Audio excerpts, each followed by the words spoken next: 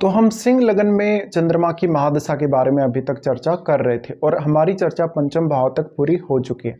इस वीडियो में देखेंगे सिक्स्थ हाउस के लिए। मान लीजिए अगर आपका चंद्रमा सिक्स्थ हाउस में मकर राशि में स्थित है और अगर आपको चंद्रमा की महादशा आती है तो चंद्रमा की महादशा वास्तव में आपको क्या क्या रिजल्ट दे सकती है। चंद्रमा यहाँ 12वें भाव के स्वामी होकर स्थित होंगे आपके सिक्स्थ हाउस में।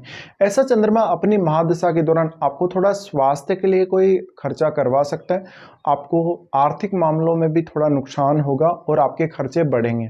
यहाँ चंद्रमा आपको आपके काम की वजह से या अपने रूटीन की वजह से काफ़ी ज़्यादा स्ट्रेस देगा, एंग्जाइटी देगा। अगर यहाँ मंगल जैसे ग्रह, शनि या राहु केतु के साथ यहाँ चंद्रमा की युति हो तो ये ज़्यादा स्ट्रेसफुल रहेगा आपके लिए, तो मेंटल पीस मिलने की संभावना काफ़ी कम है यहाँ। लेकिन ये चंद्रमा आपको काफ़ी ज़्यादा ट्रेवल देगा, आपको डेली लाइफ में बिजी बहुत ज़्यादा रखेगा। इवन ऐसा चंद्रमा अपनी महादशा में आपको विदेश यात्रा या विदेश में सेटलमेंट भी दे सकता है।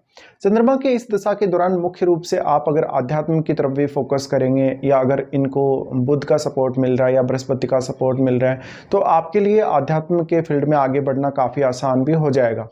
यहाँ चंद्रमा के होते हुए बहुत बार ही आप थोड़े थोड़े काम करके भी बहुत ज़्यादा डिप्रेशन में आएंगे और लोग आपका फ़ायदा बहुत ज़्यादा उठाएंगे। यहाँ पे आप दूसरे लोगों को हमेशा सपोर्ट करते रहेंगे लेकिन खुद के लिए कोई ऐसा काम नहीं कर सकेंगे वास्तव में जिससे आप बहुत ज़्यादा मजबूत बन सकें अपनी लाइफ में या अपना इम्प्रूवमेंट ला सकें आर्थिक रूप से या आप सोशल रूप से या कई हेल्थ के रूप से भी। तो यहाँ पे आपको थोड़ी सी परेशानी चंद्रमा अवश्य देते ही हैं।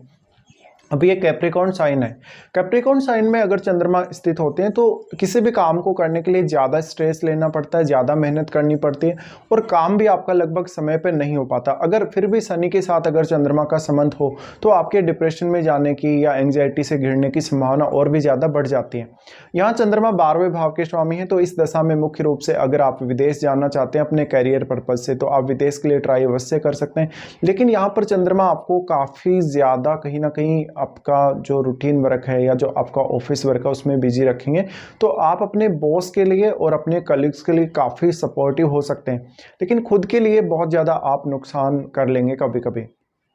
इसके अलावा यहाँ अगर मंगल का संबंध या सूर्य का संबंध हो तो आपका जो चंद्रमा है आपकी एक्सपेक्टेशन को बहुत ज़्यादा बढ़ा देता है। इस वजह से आपको काफ़ी सारी दिक्कतें आएंगी और आप जैसा सोचेंगे वैसा होगा नहीं, तो यहाँ फ्रस्ट्रेशन भी आपको काफ़ी ज़्यादा रहेगी।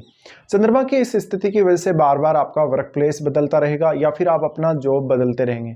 तो ये जो बदलाव वाली स्थिति है इससे आपको बचना होगा और आपको मेंटली बहुत ज़्यादा स्ट्रांग भी होना पड़ेगा इस दशा में, तभी आप इस दशा को झेल पाएंगे। यहाँ अब देखिए चंद्रमा किसी भी अन्य ग्रह से काफ़ी तेजी से प्रभावित होते हैं। चंद्रमा पर जिन जिन ग्रहों की दृष्टि पड़ रही हो उनका प्रभाव कम पड़ता है जो ग्रह चंद्रमा के साथ युति करके बैठे हैं उनकी तुलना में। तो आपको ये देखना है कि चंद्रमा के साथ वास्तव में युति कौन कौन से ग्रह कर रहे हैं और वो कितने ज़्यादा क्लोज हैं चंद्रमा के। चंद्रमा एक बहुत ही सॉफ्ट ग्रह है और कोई भी ग्रह अगर चंद्रमा के साथ युति करके बैठेगा तो वो अपने हिसाब से चंद्रमा को ढालेगा या चंद्रमा उस ग्रह के अकॉर्डिंग ढल जाएंगे। जैसे कि अगर बुध के साथ चंद्रमा बैठा है तो यहाँ पर आपको ज़्यादा से ज़्यादा वार्तालाप करना, ज़्यादा से ज़्यादा सोचना समझना या इन्फॉर्मेशन गेन करने से फ़ायदा होगा। अगर बृहस्पति के साथ हो तो भी आपको कुछ हद तक मैरिड लाइफ को लेके या रिलेशनशिप को लेके दिक्कतें जरूर आएंगी, लेकिन फाइनेंस को लेके कुछ दिक्कतें हो सकती हैं। पर यहाँ क्योंकि बृहस्पति नीच की स्थिति में होंगे इसलिए आपको काफ़ी ज़्यादा प्रॉब्लम रहेगी अपनी डेली लाइफ और रूटीन वर्क को हैंडल करने में। फिर उसी हिसाब से अगर हम देखें राहु केतु या शनि हो तो भी ये काफ़ी ज़्यादा एंग्जाइटी और डिप्रेशन की तरफ लेकर जाता है। तो यहाँ पे यही सब आपको देखना है और चंद्रमा इतने ज़्यादा सॉफ्ट है और काफ़ी ज़्यादा फास्ट मूविंग भी है, इसलिए आप हो सकता है कि बार बार अपने डिसीजंस को बदलेंगे, बार बार आप अपना जो थिंकिंग है उसको चेंज करेंगे। इससे आपको किसी भी काम को करने के लिए हमेशा नए सिरे से शुरुआत करनी पड़ेगी और आपको पहले के किए गए एफर्ट का लाभ नहीं मिलेगा। इसके अलावा अपने रिश्तों को लेकर, चाहे वो अपने फैमिली के साथ रिश्ते हैं, भाई बहनों के साथ रिश्ते हैं, पड़ोसियों के साथ हैं या अपने जीवन साथी से, किसी भी प्रकार की कोई बड़ी एक्सपेक्टेशंस आप ना रखें। भले आप दूसरों की सेवा या दूसरों के लिए बहुत ज़्यादा सपोर्टिव हैं लेकिन कुल मिलाकर आप खुद के लिए जितना ज़्यादा एक्सपेक्ट करेंगे दूसरों से उतना ही ज़्यादा मानसिक रूप से यहाँ परेशान रहेंगे। अब यहाँ पे आ जाता है आपकी एज का रोल। एज का बहुत बड़ा रोल है चंद्रमा की महादशा के दौरान, क्योंकि एक तो ये महादशा ऐसी दशा है जो काफ़ी लंबे समय तक आपको रहेगी और चंद्रमा ऐसे ग्रह हैं जो काफ़ी फास्ट मूविंग है। इसलिए इस दशा में लगभग आपके जीवन में हर फील्ड में परिवर्तन आएंगे, चाहे वो आपका हेल्थ हो, चाहे आपका खान पान हो, रहन सहन हो, आपकी आर्थिक स्थिति हो, आप जो ट्रेवल करेंगे वो साइड हो आपका लाइफ का, या फिर आपकी अर्निंग्स में स्टेबिलिटी कभी कभी नहीं रहती है।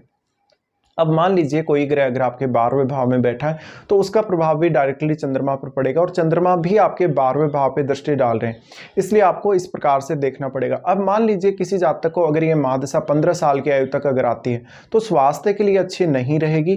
परिवार को आप ज़्यादा से ज़्यादा अपनी जिम्मेदारियां देंगे, जिससे परिवार आपके लिए काफ़ी बिजी रहेगा और परिवार में आप आर्थिक रूप से नुकसान कर सकते हैं छोटी आयु में ये दशा आने से, और आपका मन बिल्कुल भी स्टेबल नहीं रहेगा, आपको खुद में कॉन्फिडेंस भी नहीं रहेगा और काफ़ी सारे अन्य इश्यूज भी आपको आएंगे। तो आपकी माताजी के लिए भी कुछ हद तक ये दशा खतरा बन सकती है अगर आपको छोटी एज में दशा आती है। या फिर यहाँ अगर शनि का संबंध है, राहु केतु का संबंध है, तो भी आपके स्पेशली मदर के लिए ये चंद्रमा की महादशा उतनी फेवरेबल नहीं रहेगी। उनके स्वास्थ्य से रिलेटेड कुछ इश्यूज आ सकते हैं या उनके साथ आपकी ठीक से बनेगी नहीं। चंद्रमा की महादशा अगर आपको बहुत छोटी एज में 15 साल तक की आयु में अगर आती है तो ये आपके करियर को शुरुआत से जब आप स्टडी वगैरह करते हैं बहुत ज़्यादा प्रभावित करेगी। आपके पढ़ने लिखने की क्षमता हो सकता है कि बहुत ही ज़्यादा हो, लेकिन कंसंट्रेट करने की क्षमता बिल्कुल ही आपकी लो होगी। तो ये चंद्रमा छोटी आयु में स्वास्थ्य का दिक्कत या फिर बहुत ही ज़्यादा आपको केयर प्रोवाइड करनी होगी आपके परिवार को, ऐसी समस्याएं देगा।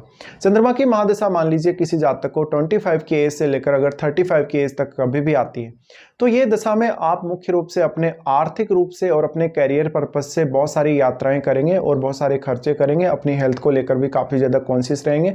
यहाँ चंद्रमा के होते हुए आपको बार बार अपना रूटीन वर्क फॉलो करना पड़ सकता है और उसकी वजह से आप काफ़ी ज़्यादा बिजी अपने आप को दिखा सकते हैं। चंद्रमा की ये जो 25 की एज में जो दशा आएगी या 35 की एज तक जो भी दशा आएगी, ये कैरियर के लिए उतनी ही ज़्यादा महत्वपूर्ण होगी जितनी ये हेल्थ के लिए और आपके आर्थिक रूप से रहेगी। तो ऐसे में आप एक प्रॉपर अपना जो फील्ड है उसको चुनें और प्रॉपरली काम करें। काफ़ी ज़्यादा आपको मेहनत ऐसा चंद्रमा करवाएगा। यहाँ पे अगर सूर्य का सपोर्ट हो, चंद्रमा को बुध का सपोर्ट हो, बृहस्पति का सपोर्ट हो, तो कुछ हद तक चंद्रमा के रिजल्ट आपके फेवर में हो सकते हैं, यानी आपको काम करने में थोड़ी आसानी भी रह सकती है। फिर मान लीजिए किसी को ये चंद्रमा की महादशा बहुत लेट एज में आती है, जैसे कि आपको 45 या 50 या इवन 50 के बाद भी अगर ऐसी दशा आ जाए तो स्वास्थ्य के लिए अच्छी नहीं है। आपको बार बार हेल्थ वगैरह के लिए कॉन्शियस रहना पड़ेगा, आपको बार बार कुछ बड़े खर्चे करने पड़ेंगे और परिवार को लेकर भी आपको काफ़ी चिंता रहेगी। मेनली आपको अपने रिश्तों को लेकर भी काफ़ी ज़्यादा स्ट्रेस और एंग्जाइटी रहेगी। लेटर एज में ऐसी दशा आपको काफ़ी ज़्यादा ट्रेवल्स दे सकती है, विदेश यात्रा दे सकती है, विदेश में सेटल कर सकती है। और अगर ऐसा नहीं है तो अगर मान लो आपके 12वें भाव में कोई क्रूर ग्रह बैठा हो, मंगल जैसा ग्रह, राहु केतु जैसा ग्रह, तो ये महादशा में लेट एज में आप हमेशा कोई ना कोई बीमारी का शिकार होते रहेंगे, हमेशा आप अपना कॉन्फिडेंस लूज करेंगे और आर्थिक मामलों में भी आपको नुकसान होता रहेगा। तो कुछ इस प्रकार की ये महादशा रहेगी आप लोगों के लिए।